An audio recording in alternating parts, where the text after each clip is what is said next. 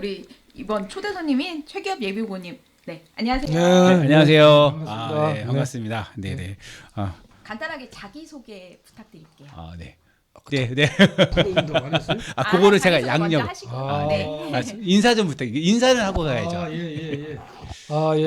사랑하고 존경하는 김천 주민 여러분, 최교육입니다. 못난 놈이 7번째 출마했습니다. 옛날 민주노동당 서울시장 후보까지 합치면 8번 출마한 것 같은데,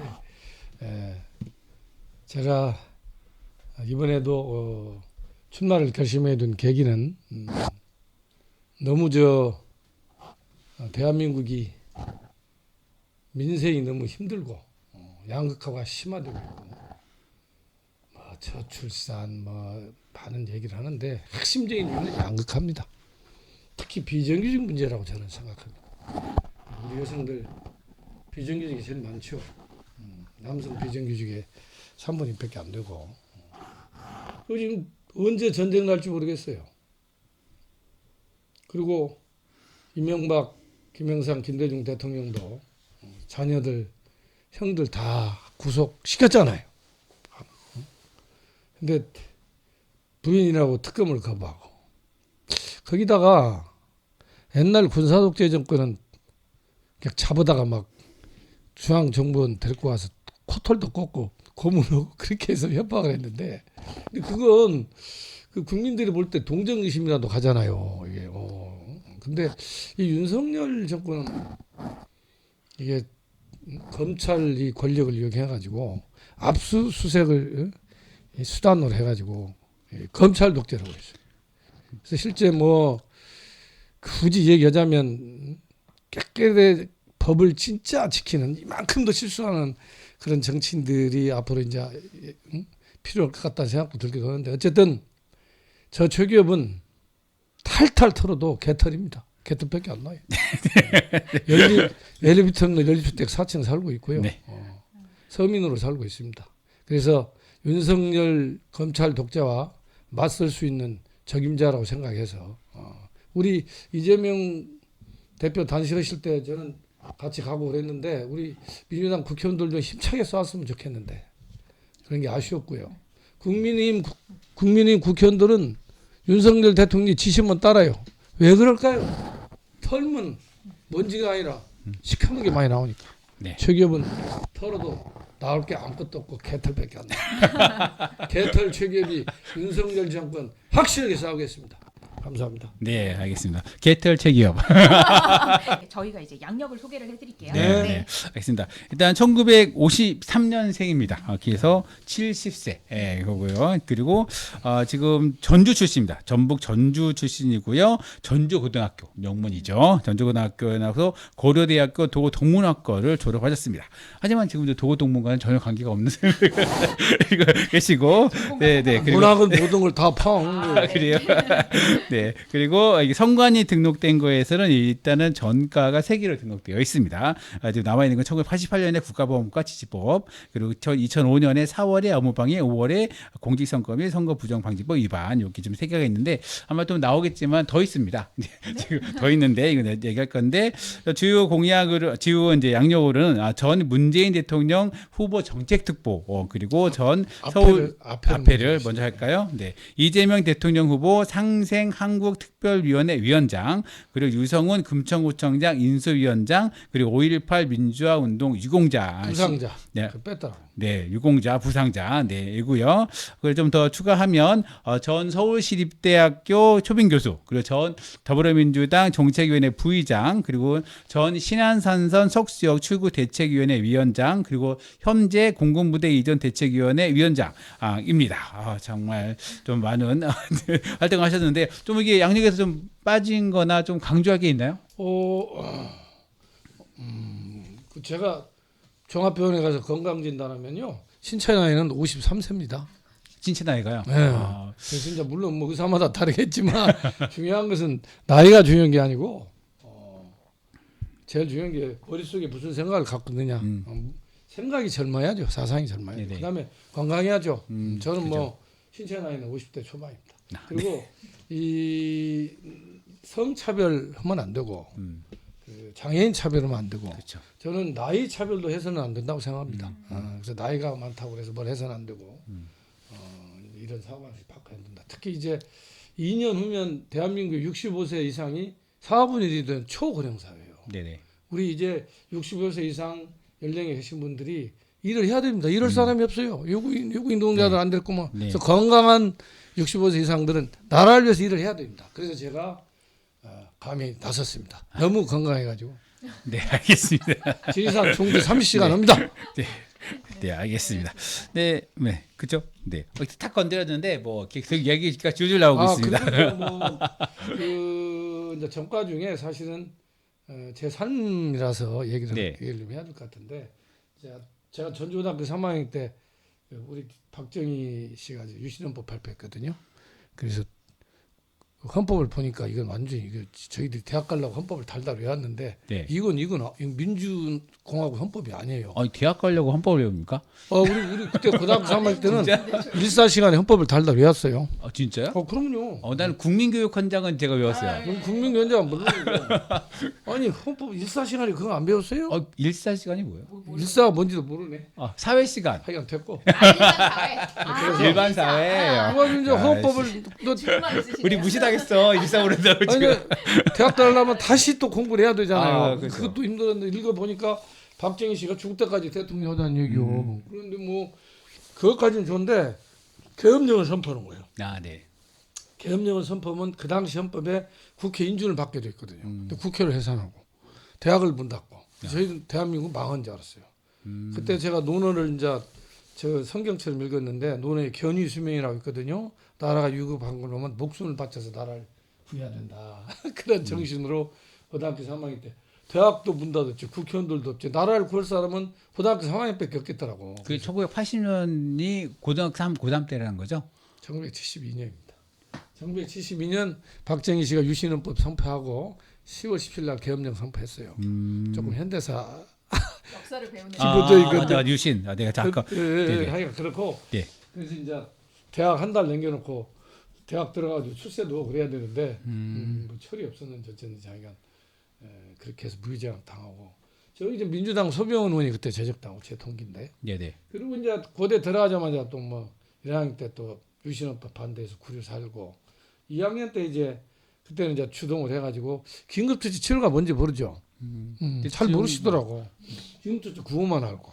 긴급처치 치료가 몇 호까지 있어요? 긴급고치는 대체? 9호. 9호가 끝이에요? 9호하고 총 맞았나? 그렇죠.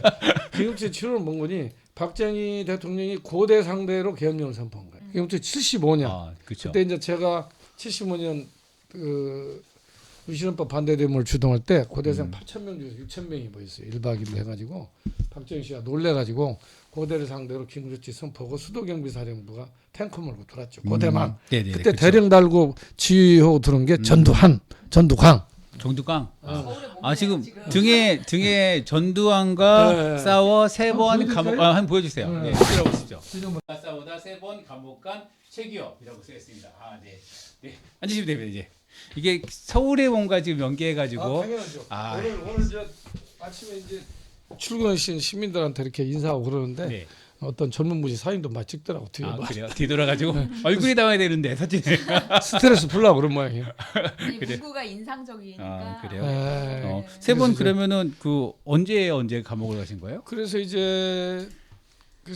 75년에 이제 제가 고대 2학년 때인데 네네. 그 긴급조치 치료 또 제적당하고 군대 끌려가고 그리고 5년 동안 이제 군대도 갔다 오고 또 뭐 공장 생활도 하고 그러다 80년도 복학했죠. 네. 그래서 정말 제가 장남이에요. 그래서 우리 아버지는 이제 복학도 그래서 효도 좀 하려고 유문구식 공부를 하고 있는데 이 전두광희가 또 나타나가지고 말하자면 연병을 하는 거예요. 그 영화 봤지만 이게 공부가 됩니까? 그래서 이제 또 계엄령 철폐 데모하고 전두환 물러가라고 데모 그래가지고 포고령 위반으로 이제 구속이 됐죠. 계엄령 위반으로 구속돼. 80년에? 네, 그때 고문을 많이 받았어요. 그때 쌀벌하지 않아요? 그때 고문 엄청 받았고 수도경비사에서 고문 네네. 받고 그때 제가 조선대학교 총학생회 위임을 받아봤어요. 광주에서 올라와가지고 조선대학교 비상총학생회 위임을 네네. 광주 시민들에게 부렸던 거. 아. 광주 민주화운동 기간에 부렸던 5.18 거. 때? 예, 예. 네, 그때 그때 한 뭐 걸. 5.18 기간이에요. 기간 5월 22일인가를 받아보고 그걸 보니까 하늘이 노랗더라고. 그걸 받아보고 이 전두환 그 공수부대가 그 만행을 저지른 것들이 상세히 됐는데 그래서 이제 청계천 가가지고 가리방 사가지고 이제 서울에서 우리가 광주 항전 이렇게 하겠다 해가지고 몇몇 동지들 모아가지고 유인물 뿌리고 집회하고 게릴라식으로 했죠. 계속 했습니다. 그러다가 이제 안에 뭐 프락치가 있었나 어쩐다 잡혀가지고 감옥을 산 거죠. 몇 월에 맞죠? 그게 이제 5월 25일부터 싸우다가 6월 10 며칠경에 잡혔어요.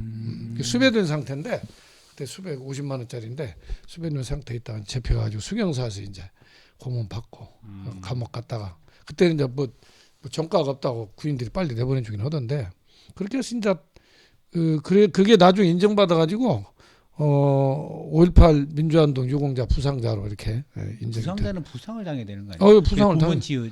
예예예예예. 다 진단서 띄고 해가지고 인정을 받은 거죠. 지금 많이 나아졌는데 지금도 안 좋아요. 그래가지고 어디 아픈가는 얘기하면 안 되고 정치는. 아까 건강하다고 아 하셨어요. 그렇죠. 근데 제가 뭐 국회의원 임무 수행하는 데는 그 문제 없어요. 네네. 치명적인 건 아니니까 많이 좋아졌고 비 오고 뭐 날씨 굽고 그러면 조금 뭐 힘들어요. 80년 6월에 한 번. 그럼 나머지 두 번은. 그리고 이제 감옥 나와가지고 바로 이제 인구번만이라는 공장 들어가가지고 이 대학생들만 가지고 민주화운동이 안 되더라고. 그래서 이러고 내 분명 동창들 보니까 다 공장 다니고 직장생활해. 그래서 이 노동자들이 대한민국 국민의 다 대술 체제는 노동자들이 민주화가 뭔지 알고 민주화운동을 해야 이 사람들이 일어나서 전두환이고 싸워야 우리가 민주주의를 이룰 수 있겠다 생각해서 자, 그 전에도 이제 대우중공업 주한공장 이교대로 다녔는데 네. 다시 인구업랑 들어가가지고 12시간 막교대하고 그래서 거기서 내가 노동자를 만들었죠. 아마 학생들 중심에서 노조를 제가 처음 만들었을 거예요. 그래서 이제 또 거기서 감옥 가고. 이게 몇 년도인데요? 그게 81년 8월. 81년 8월. 가지고 뭐 남영동 가가지고 조사받았는데 아무리 조사해도 뭐 내가 노동자 법대로 노조 만드는 거 내가 뭐 우리 동료들을 위해서 진짜 뭐 나는 지금 생각해도 그 인구범랑 다닐 때가 내 인생에서 제일 행복했어요. 인구범랑. 인구범랑. 나이 좀 드신 분들은 그때 TV 광고 많이 했는데 인구범랑. 예, 범랑 세트. 그릇. 거기서 일을 했거든요. 유학으로 철에다 유학 치료해서 굽는 거 있어요. 그렇죠. 네. 그래가지고 이제 그때는 뭐 나 모든 것을 다 준 것 같아 이렇게. 지금 내가 그렇게 살았으면 벌써 국회의원 됐을 텐데. 그럼 세 번째는 내 모든 사랑을 다 줬어. 세 번째는 그러니까 노조를 만들지. 그러다가 남영동 그 들어가가지고 박정철근 그 죽은 데 있잖아요. 네네네. 거기다가 또 고문 좀 받고 그랬는데 다 합법적이니까 우리 집에 가가지고 책을 싹 뒤지더니 뭐 사회주의 한자 들어간 책을 구해 와가지고 내가 이적 표현물 소지 담독죄로 징역을 2년 살았어요. 그게 국가보안법이래. 그게 1988년? 1981년. 1년에서 3년. 2년 살았죠. 그리고 이제 또 감옥 나가지고 동일제왕 들어갔어요. 동일제왕에서도 노조 만들고 뭐 여러 군데 노조 만들죠. 그러다가 이제 87년도 11월에 또 잡혀가지고 그때 보안사령부 잡혀가지고 아니 이거 없어 정가세계. 아니 제가 나중에 재심에서 무죄가 나왔으니까 정가가 아니죠. 그렇죠. 그래서 지금 세 번째 감옥 간 건 지금 재심 중이에요. 그래요? 근데 재심이 수락이 됐어요. 재판부에서 아마 그것도 무죄 나올 것 같아요. 이게 다 지금 이렇게 복권되는 거고. 복권도 무죄니까. 그리고 이제 감옥 2년 상계에 대해서 보상도 받았고요. 네네네. 네, 제가 돈 조금 있는 게 보상받은 돈 그것밖에 없어요. 네. 성우리본 보셨어요? 아니 당연히 봤죠. 어때요? 그 보시면서 소감이 좀. 이거 뭐 제 일 같기도 그래서 많이 가슴이 아팠고 특히 서울역에서 5월 그때가 22일인가? 아니 5월 15일. 80년 5월 15일 날 서울역에 대한민국 학생운동사상 제일 많은 학생들이 모였는데 그때 제가 고대생들을 내가 인솔로 갔었어요. 덕성여대 학생들랑 같이 갔는데 저희는 이제 좀 늦게 갔는데 제가 도착하니까는 그냥 철수하고 있더라고. 그래서 왜 철수하냐고 막 싸우고 그랬는데 그때 철수를 했던 게 지금 천추한인 되고 영화를 보면서 가슴이 많이 아팠어요. 네, 알겠습니다. 그때 서울에서 서울 항쟁이 일어날 수 있을 텐데 광주 시민들이 그렇게 많이 죽지 않아도 됐을 텐데 그런 생각을 하면서 가슴 아프게 봤습니다. 네. 그러면 이제 조금 다른 질문 해볼게요. 예. 네, 이제 최규엽 예비후보님은 그러면 나만의 정치 철학이 있다면 어떤 게 있을까요? 정치라는 건 뭐 복잡하게 얘기가 없고 이웃을 위해서 내 이웃을 위해서 우리 내가 살고 있는 사유를 위해서 이 나라와 민족을 위해서 진실로 희생하고 봉사하는 게 정치라고 생각합니다. 네네. 그것보다 뭐 더 좋은 말 없다고 생각합니다. 성경에 나오는 이웃사랑을 실천하는 게 정치인이에요. 근데 여기 정치인들이 인정을 못 받고 이제 잘 모르겠어요. 예수님 말씀 실천하면 되는데. 그리고 석가모니 말씀 자비를 실천하면 되고. 그게 난 정치라고 생각해요. 그래서 정치는 사랑은 예술이죠. 이것도 인간성 예술이고. 그러면은 이제 대한민국 정치에 대한 평가를 한번 부탁드리고요. 지금 뭐가 제일 문제인지 그리고 그거에 대한 해법을 혹시 생각하고 계신 게 있는지 한번 말씀해 주세요. 우리 국민들이 한가에 정치인이 빠지고 뭐 시민들이 빠지고 하면 정치인들 오염되는 게 빨리 구해야 된다고 그러잖아요. 오염되니까. 저는 민주화가 제일 덜 돼 있고 계획이 제일 덜 돼 있고 합리성을 제일 덜 갖춘 그 단체 단위가 전 대한민국 정당이라고 생각합니다. 아직도 민주화 더 해야 되고요, 개혁해야 되고 약속 지켜야 되고. 한 비근의 해를 말씀드릴까요? 네, 쉽게 대한민국 공직자들은 본인들 예경사 때 자녀 결혼이나 부모님들 돌아가실 때 축의금, 조의금 받을 수 있게 법에 해놨어요. 그리고 주민들은 못 주게 돼 있어요. 본인들이 받으면 못 주면 본인들도 받지 말아야죠. 그래서 주민들은 그게 이상한 건 물론 그 의미는 뭔지는 알겠는데 주민들은 그걸 싫어하는 거예요. 또 안 줄 수도 없고 막 뭐 조의금 축의금 뭐 1억 줘도 불법 아니잖아요. 옛날에 출판 개념이 그렇게 했다가 지금 제한을 하고 있는데 조의금 축의금 제한이 없어요. 그때 우리 정치인들 정치 거물들 돈 좀 모지 않겠습니까? 그래서 저는 2016년도 민주당 돌아서 처음 국회 나갈 때 2015년도에 아버님 돌아가셨어요. 그때 저는 금천구 주민들은 조의금 안 받았습니다. 받은 분들 다 돌려줬어요. 왜 2016년도에 내가 국회의원 되면 조의금 못 주니까. 근데 떨어져 버려가지고 좀 아깝긴 하더라고. 제 양심으로 저는 뭐 못 받겠더라고. 나 그 법 고쳐야 한다고 생각해. 고쳐야 된다 하니까. 예를 들어서 문재인 대통령, 박근혜 대통령 후보 때 기초의원, 강혜원 구청장은 정당 공천 안 하기로 약속했어요. 지금도 안 지켜지고 있잖아요. 그게 왜 안 지켜지고 있다고 생각하세요? 국회의원들 기득권 때문에 안 지켜지고 있는 겁니다. 대한민국 기초의원, 시의원들은 국회의원들 한마디로 얘기해서 수족전을 벌이고 있잖아요. 공천권도 행사하고 있고. 그래서 금천구에서 그런 공천 학살이 일어난 거 아닙니까? 말이 안 되는 거죠 이게. 그리고 하여간 뭐 이 후보 공천 과정, 경선 과정 많이 나아지긴 했는데 지금 돈이 없으면 정치 못해요. 돈이 없으면 정치 못합니다. 지금 우리 후보들 지금 저도 예비후보 나왔지만 돈 때문에 죽겠어요. 현수막 하나 뭐 몇백만 원이고 문자도 뭐 몇천만 원치 보내야 되고. 저희 민주노동당 할 때는 당내 경선할 때는 중앙당에서 모든 경비를 다 댔습니다. 공영 선거를 했죠. 이게 당 대표 뽑을 때 그렇게 하면 되는 거예요. 왜 그 몇백만 원씩 주고 그럴 필요 뭐 있어요? 네. 이 정도 하겠습니다. 네. 이 합리성은 뭘 얘기하시는 거예요? 보십시오. 네. 선거가 얼마 안 남았는데 네. 국회의원이나 어. 지구당 위원장은 현수막 골목마다 원없이 뿌릴 수 있고 그 선거운동이에요. 네네네. 인지도가 얼마나 중요합니까? 그러면서 후보는 여론조사로만 결정을 해요. 아주 잘못된 거죠. 우리 주민들이 그 후보를 판단할 수 있는 다양한 공간 기회를 줘야죠. 뭐 토론대회도 하고 네네. 뭐 여론조사 날짜도 좀 확실히 알려주고 이건 뭐 인지도 높은 사람 여론조사는 돼요. 이번 우리 민주당도 그렇게 할 것 같아요. 전 지금 아주 지금 절박합니다. 나 곧 할 것 같은데 이거 뭐예요 이게? 2월 초에는 얼추 뭐 경선. 아닙니다. 아직 1월 달에 합니다. 1월 달에. 지금 내가 볼 때는 다음 주에 할 것 같은데. 그래요. 적합도 조사가 따로 있고 그래요. 경선이 따로 있고. 그래요. 적합도 조사가 중요해요. 일단 그 내부 경선에 올라갈 수 있는 사람을 추리는 거죠. 그다음에 그 다음부터 뭐 네. 3명이든 4명이든 이게 2명이든. 후보를 알 수 있는 충분한 기회와 공간을 주민들에게 제공하지 않는 한 인지도가 첫째입니다. 여론조사. 네네. 그 알만 합리성은 몰라요. 그 부분이다. 말씀하신 것 중에 그거는 좋은 것 같아요. 이게 토론이나 이런 거를 네네. 할 수 있는 기회가 만들어지면 사실은 이게 전국 단위로는 잘 모르겠지만 네네. 어쨌든 금천구 내에서만이라도 네네.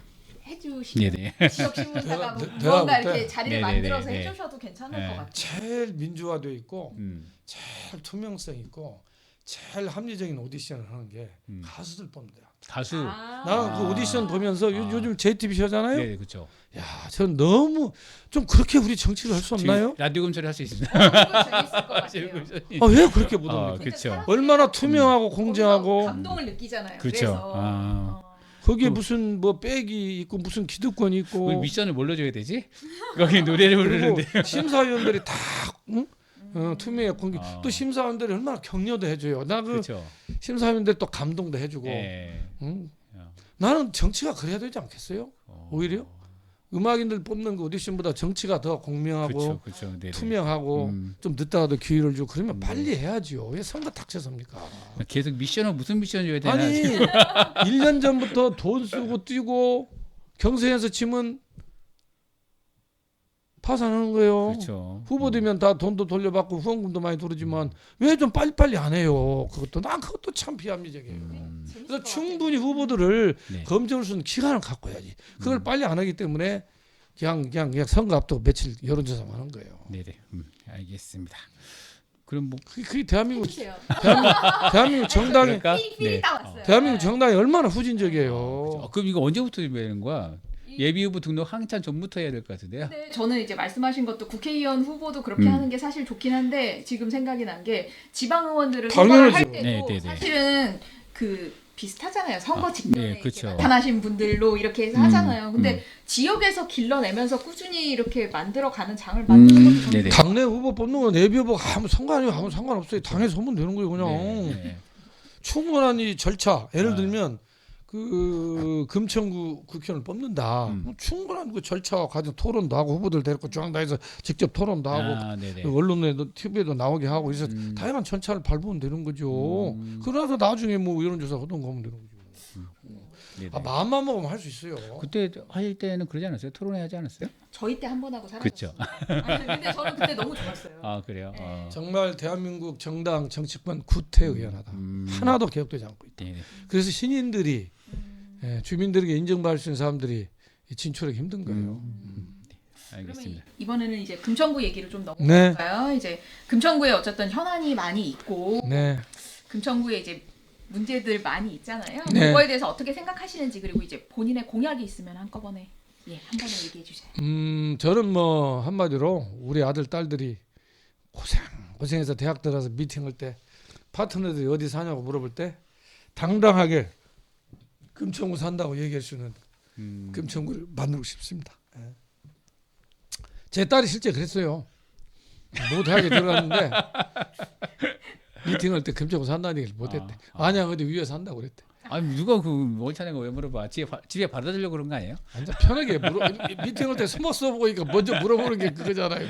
사실은 뭐 제가 잠깐 저는 이제 구로공단에서 노동상담도 차리고 그때 봉제공장, 전작공장 우리 누님들 퇴직금도 받아주고 근기법들 내가 고소도 해주고 임금도 올려주고 그때부터 살았는데 잠깐 내가 잠실 중앙아파트 13평 1단지에 산 적이 있었어요. 그때 내가 민주노동당 국회의원 후보로 2000년 여기 왔거든요. 네네. 그때 저는 뭐 집안에서 어쨌든 뭐 서민 아파트지만 파락구는 파락구이잖아요. 그래서 전부 반대해가지고 혼자 그 대석교회 시흥사동 위에 2천만 원짜리 전세 얻어서 혼자 선거운동 했죠. 그리고 나서 이제 그 이듬해 1년 지나가지고 광주 민주화운동 유공자 부상자로 인정이 돼서 5천만 원 보상금을 받아서 5천만 원 구워가지고 연립주택 지금 샀어요. 1억짜리. 그리고 이제 제가 당당히 이사 가자고 그랬지. 그래서 우리 애들 다 전학시켰어요.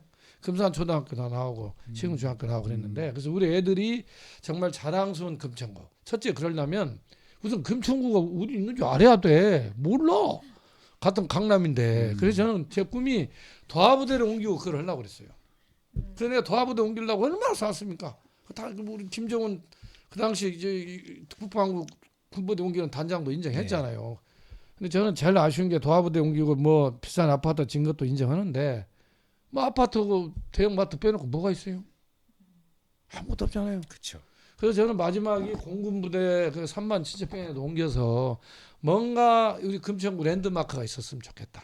뭐 여러 가지 아이디어가 있는데 그러면서 돈도 벌어야 되잖아요. 그래서 뭐 게임 컨벤션 센터 이런 얘기를 하더라고요. 우리나라가 게임은 세계 1등이잖아요. 게임 컨벤션 센터. 그다음에 가산 디지털과 이제 결합된 어떤 제4차 산업혁명 같이 이렇게 무슨 연구할 수 있는 그런 어떤 연구소나 그다음에 이제 하여간 가산 디지털 단지와 연계성을 가져야 됩니다.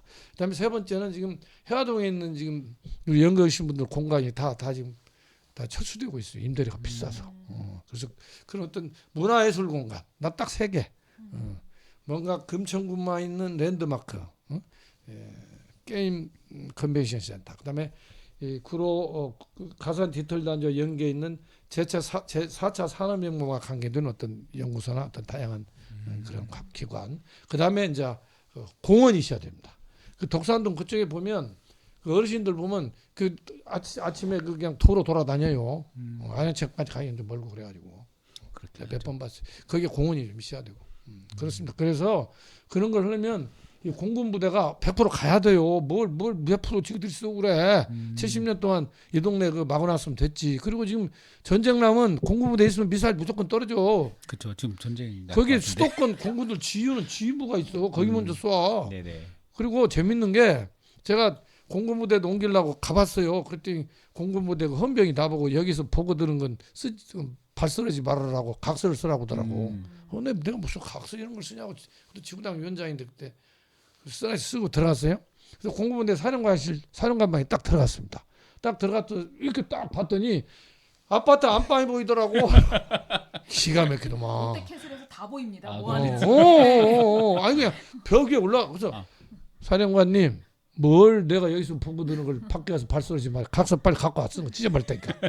빨리 이사 가? 땅이 없어요. 땅을 구해주세요. 아니 내가 부동산 뭐 사장이요. 당신들이 알아서 가야지. 도하부대 때도 똑같이 얘기했어요. 갈 데 없다고. 갈 데 많아요. 청계산에 지하 뚫고 간다고 기획안도 낸 거 내가 알고 있어요. 공군부대에서 원사로 제대하신 분이 뭐 더 이상 얘기하면 또 그분 신분이 그렇죠. 나오니까 다 이 얘기 해줬어요. 기획안 다 청계산 지하 동굴 뚫어서 가는 걸로 기획안 냈는데 참모총장이 안 간다고 그러더래. 뭐라고 하는지 알아요? 그 주민들이 뭐 데모 좀 하냐? 땅값 좀 많이 올라갔냐? 완전히 국방부 이해관계로 안 가고 있는 거예요. 그래요. 그럼 지금 그러면 그 사람도 교육 문제 자녀. 지금 유성훈 청장의 몇 분이 그 일단은 그 존치 그 도시명 부대로 만들어서 부분 이전을 하고 나머지는 개발하자. 요건 좀 반대 입장이신 거죠? 뭐 절대 반대고요. 아주 단적인 사례인데 제가 서울시립대 교수할 때 서울시립대 교양대학 학생들 2,000명. 우리 금천구는 전문대 하나도 없잖아요. 그래서 서울시립대가 그래도 인정받는 대학이고 그래서 서울시립대는 좁아가지고 교양대학을 어디서 하나 더 지었으면 해. 은평구로 가려 하길래 이리 오라 했더니 너무 좋아하더라고. 그래서 우리 주민대표가 가지고 합의문도 쓰고 그랬어요. 서명도 엄청 받고 그랬어요 그때. 그렇죠. 시립대 우리 교양대 2,000명 얼마나 좋아요. 그 앞에 먹자국로 그냥 미어 터지지 우리 애들로. 동네가 활기가 있고. 그거 하나만 있어도 좀 동네가 소문도 나고. 그런데 뭐 그래서 대학 때 시트렉스 앞에서 그 서명 받고 있는데 키 큰 친구 30대 초반 친구 하나가 막 와서 항의를 하더라고. 뭐 당신들 뭔데 이런 거 하냐고. 그런 사람이 한 명도 없었는데 그래서 당신 뭐냐고 그랬더니 내가 공군부대 사령관 아들이다 그렇게 하더라고. 진짜? 단적으로 증명한 거예요. 왜 공군부대가 거기 있는가. 그래서 저는 거기에 보면 국방부 직원들도 있고 아파트에 아파트 리모델링 다 했나 모르겠는데 주거시설로 일부 있는 건 저는 뭐 0.1% 정도 그건 뭐 우리 양해할 수 있죠. 지금 주거시설로 거기 있잖아요. 국방부 직원들도 있더라고. 근데 공군부대 직원들은 가야지. 근데 부대가 있으면 안 된다. 그 우리 저 군인들 뭐 주거지로서 아파트 좀 있는 건 뭐 양해할 수는 있는데 관사는 가까우니까 국방부하고. 하지만 부대는 아니죠. 부대는 있어. 절대 부대는 있었으면 비살 떨어진다. 큰일 난다. 롯데캐슬부터 큰일 난다. 그렇게 하시겠네. 도시명인데 거기는 관사만 짓고 나머지 뭐 주요한 거 그게 그렇죠. 롯데캐슬 주민들이 이거 해야 돼요. 그래서 그렇죠. 제가 도하부대 온 경험을 보면 솔직히 이 군부대는 국회의원들, 구청장, 국방부장을 찾아가면 만나지도 않아요. 대통령이 결심해야 되고. 그리고 주민들이 일어나야 돼요.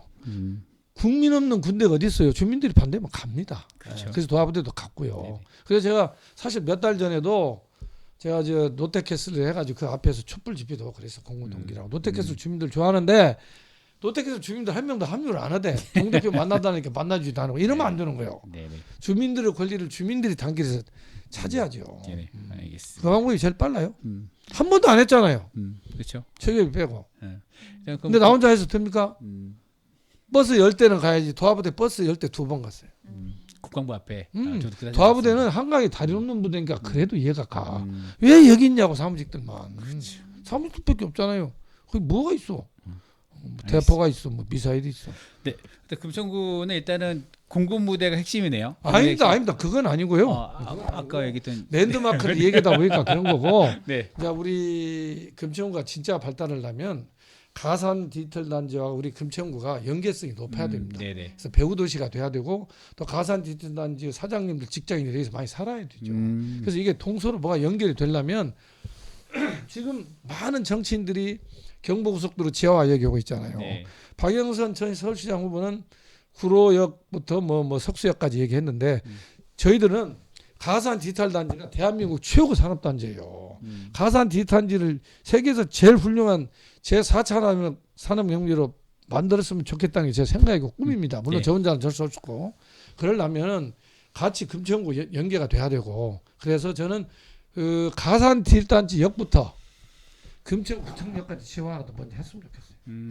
지하화. 어제 우선 시범 사업으로. 1월달에 지금 특별법이 통과되긴 했죠. 근데 그건 뭐 그냥 발의만 한 거고 또 가산 디지털 단지에서 금천구청까지 하자는 얘기는 아니고 네. 상당히 길고 그렇죠. 그래서 예산을 내보니까 가산 디지털 단지 여기에서 구청역까지 2조 2조. 그리고 모든 사업이 여기 의원님도 계시지만 시범 사업을 한번 해보잖아요. 네네. 원래 경부선 지하는 저기 뭐시냐 저 노량진역부터 뭐 네, 맞아요, 수원역까지 맞아요. 하는 거야. 네. 뭐 예산이 뭐 수십조 이제 앞으로 하려면 시간이 너무 오래. 앞으로 하긴 해야지. 네. 거기가 이게 도심에 이게 지하철이 있기 때문에 하긴 해야 되는데 너무 시간이 많이 걸리니까 시범 사업도 좀 하고 그다음에 우리 가산 디지털 단지를 세계에서 제일 가는 산업 단지로 만들려면 해. 그러면 우리 금천구 살아버립니다.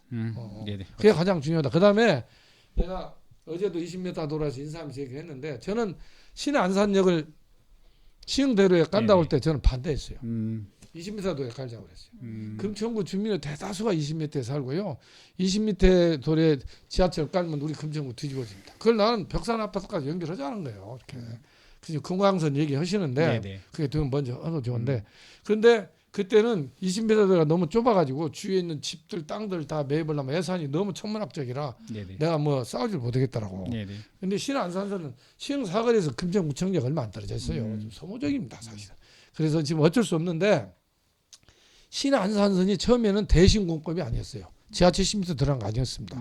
국토교통과 처음 할 때. 그리고 네, 그쵸. 처음에 출구도 그랬죠. 4개, 4개, 네. 2개였고. 일반 근데 지금 다 지하철 출구도 줄었잖아요. 네. 민자로 넘어가면서 출구도 줄였는데 세상에 대신공법으로 해가지고 예산이 3분의 1 줄어들었어요. 근데 출구도 줄어. 이게 대신공법으로 20m 돌면 가능합니다.